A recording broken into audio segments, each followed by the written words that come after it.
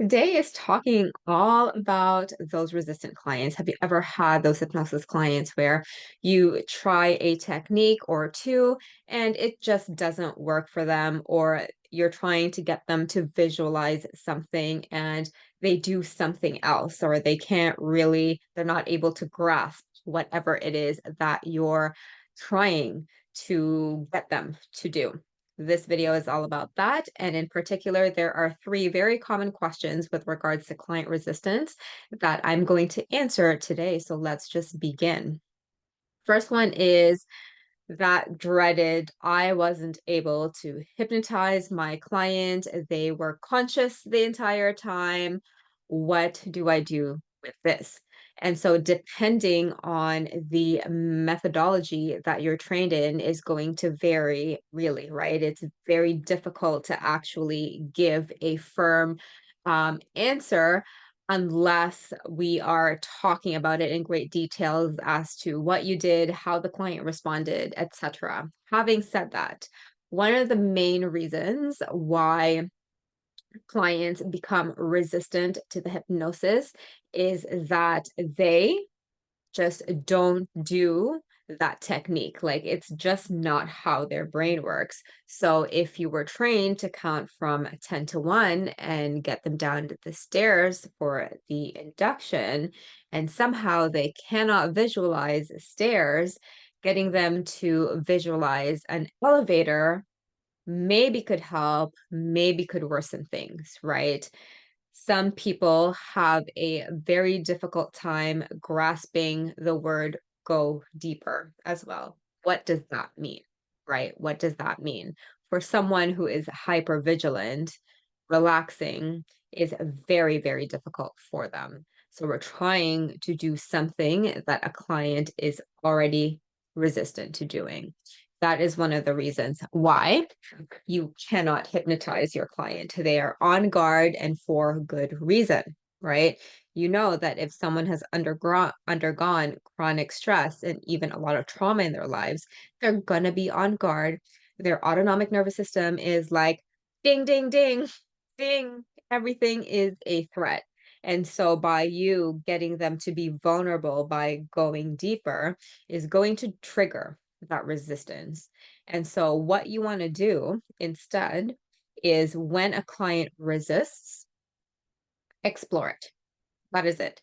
Explore that resistance instead of switching to a new technique. You go into the deepeners, you do a few suggestibilities, it doesn't work, and then you find another rapid induction technique, and then you maybe try to do the swish NLP technique, or do the dissociation with the movie screen running, or whatever it is in your toolbox. Truth of the matter is, you can switch from technique to technique to technique, but if the underlying root of why they are resistance is still there, shit ain't gonna work. Like, it's just not gonna work. So that is not the best way to use your time up and the client's time up. Therefore, it is a lot better and a lot more efficient to actually just explore your client's resistance. And how do you do that? Have a conversation. Just have a conversation with them. Hey, client, what's going on right now? What is happening right now? What are you feeling as this whole process happens? Explore that first. It can give you so much information, so much more information with regards to that. Because picture this, if your client is trying to go down the stairs and they're very anxious and they're like, oh my God, I can't even visualize. To put yourself in the client's perspective, someone who cannot visualize. I am someone who cannot visualize stairs. It was very difficult for me to do the regular induction of the method that I was trained in. It was so difficult for me to go down those fucking stairs. I hate those fucking stairs. So imagine a client who has no idea how much more terrifying that is for them. Because if they are in a place where, like, I really just want to heal this trauma, and then they go into the session and the first thing that they're being asked to do is something that they cannot do, can you imagine the actual self-talk that happens in their minds? That is why they're resistant. It's got nothing to do with them not wanting it. Maybe if it's like a free client or someone who's not motivated, that's a different topic for a different day. But if the client, like in the context, has really come in to you to want to change, and very motivated in doing so, and their mind just doesn't visualize those goddamn stairs, then they're not going to actually they're going to be resistant when it comes to whatever it is that you're doing. So explore it first. Hey, what is happening right now? What do you think is going on? Why is it that you can't visualize it? What can you do instead? Something as simple that we learned in terms of rapid inductions going down the stairs can seem so very simple to some people, but can be very, very difficult for some people. So we really want to attune to the client needs. That's our client's needs. That's why in our conversational hypnosis sessions, there is no induction. The induction is, what is the problem? Let us go from there. Because we cannot tell how a client's mind works until our session. I used to do this thing where in the discovery call, I would be like, if it's funny now, but in the strategy call, this is what I used to do. And when I did the rapid induction down the stairs, I asked my clients if they could visualize the stairs. And if they were like, yeah, I'm like, yes, I can use that. But really, that's just serving me. It's not really serving them because them going down the stairs and going deeper does not mean they'll solve their problem. So, again, what to do? That was a very long-winded way to answer the question of explore a client's problem instead. If you're using techniques after techniques after techniques and they are just not into it, they're not able to do it, then explore your client's issue right then and there. Skip the whole induction phase and just do the therapeutic process of exploring a client's problem, because why waste time when you can just help somebody faster without having to go through the roller coaster and smoke and mirrors. Right. Next question. What is the best structure for transformative client sessions? This is an easy question because the answer for the best structure of the most transformative client sessions is the one without a structure. And the best structure is the structure that is attuned with how the client's mind works. The best structure is one where the therapist doesn't structure the session and goes by what the client is saying. That is the best structure for these things.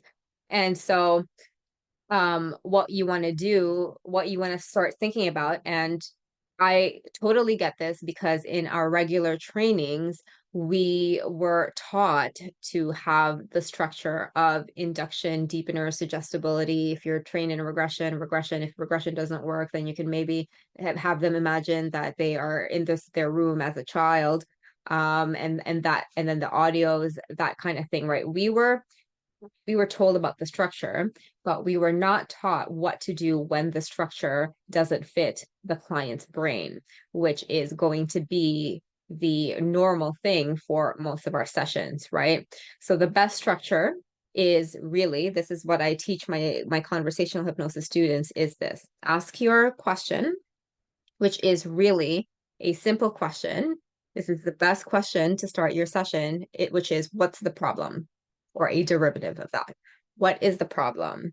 And the best structure is taking the answer from what's the problem to formulate your next question. From the answer of that question, you formulate your third question. That is the best structure. And that is as structured as you can be. Ask your client a question, they answer. Based on their answer, you formulate your next question, utilizing any unconscious information that they give within that answer. Then from you ask the second question, answer number 2 comes. Answer number 2, take that answer and then That is what question number 3 is going to be about. That is the best question. And as you can see from that structure alone, it is completely client led. There are no, okay, so by the time we get to question number 10, we are now going to do the technique. No, because you don't know. Question number 10 might be testing already, right? It might be testing. You might be done. Your session might be done by question number 10. Or question number 10 is when you're just starting to get the unconscious information. We cannot really predict that because humans are dynamic, right? We are unpredictable. We don't know how we're going to respond or react in any situation, especially with our clients. We cannot control this shit. So let's stop doing that. So that would be the best structure, a structure that is not structured and is just completely attuned to whatever the client is doing, feeling, and having experiences with at that moment. And the structure is question, answer, from the answer, question, then the answer, question. That is the best structure. Last question. So how do I help clients to feel safe with opening? How you help your clients to feel safe opening up is to actually apply everything that I've just said up until this time, which is listen to your client, right? We've all had those instances where we have a conversation with someone. It could be a family member, and the family member is just like, I'm listening. Yep, I'm listening. But they're not listening. They're not listening. They're distracted. They're doing something. And on the other side, you're like, you're not fucking listening. And we know that. We have this intuitive skill to actually read people to see whether or not they are paying attention or whether or not they are actually listening. We have this innate skill to tell. So if your client doesn't feel safe opening up, ask yourself, what the hell am I doing? And this is something that not like that is not talked about in the hypnosis and therapy space, that what we are doing, feeling as the hypnotherapist, that's actually in the session can have a massive effect on the results that our clients get. This is not talked about much, and it needs to be talked about because if we are extremely dysregulated, if we are thinking about ourselves, if we're like, oh shit, I need to help this client today. Like I am gonna help them solve their problem. Or if we're going from an egotistical place of being, I know better than my client, so therefore this is what I'm gonna say, and then they're gonna say this, and then the session is gonna go this way. That is all about the ego. That's not helpful for the client. And when a client can feel that, that is how they won't feel safe opening up. That is when they'll be resistant. Client will open up to you if they feel safe with you. And they feel safe with you if you are someone who is actually curious, your nervous system is regulated yourself, and if you actually are invested in them instead of being invested in the techniques of what to use in your session. That's it.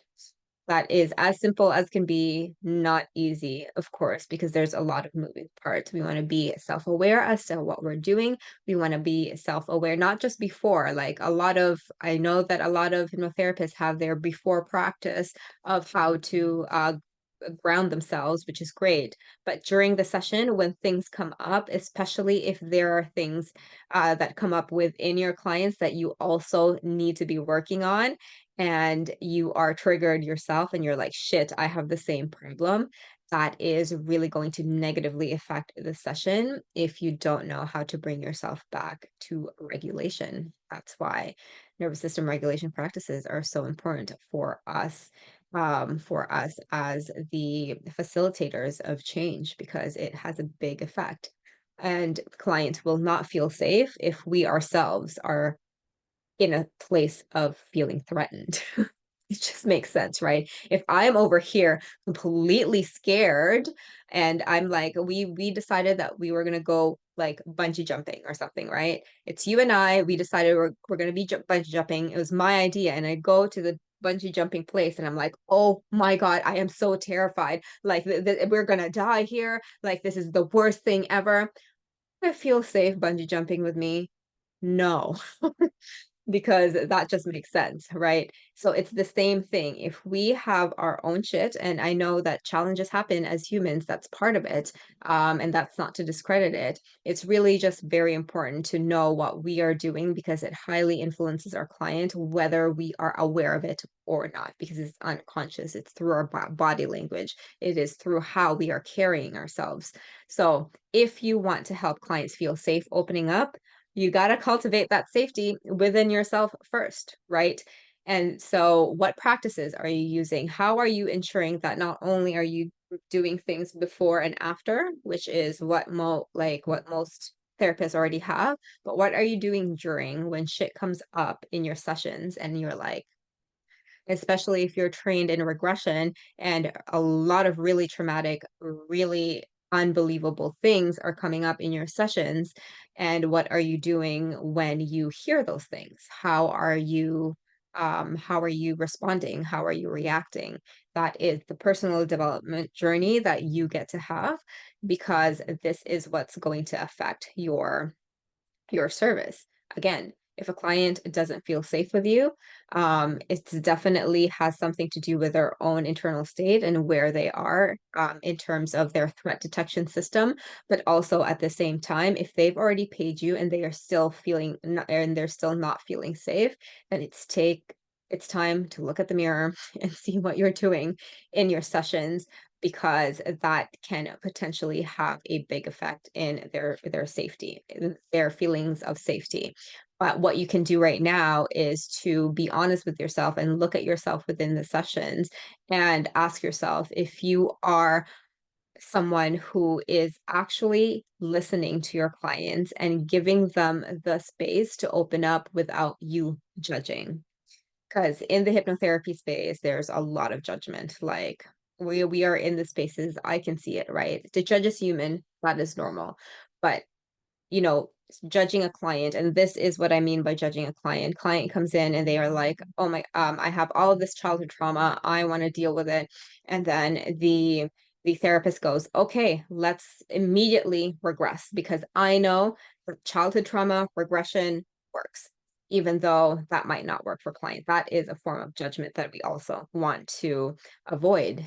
And this goes into the loop of what I talked about in the beginning in saying, not all techniques will work for every client. And just by learning the skill set of question, answer, based on the answer, question, that structure, which is really unstructured and based on what the client's unconscious responses are. This is what's truly going to help you deliver powerful transformations within your clients. And it is exactly what we teach inside the conversational hypnosis trainings, which will happen the 24th to 26th of April. If you want to dip your toes in the sand, I do have an intro to conversational hypnosis course that is free, where you can get hours and hours of content that has something to do with learning the initial part of the session as an introduction, and you can dip your toes to see if it would be good for you or your clients free of charge. So if you want access to that, comment below intro to ACH or message me for access to intro to ACH, and I will definitely hook you up with that free resource. Otherwise, I hope this helped and got you thinking. I will see you later. Let's make a massive impact together, one conversation at a time.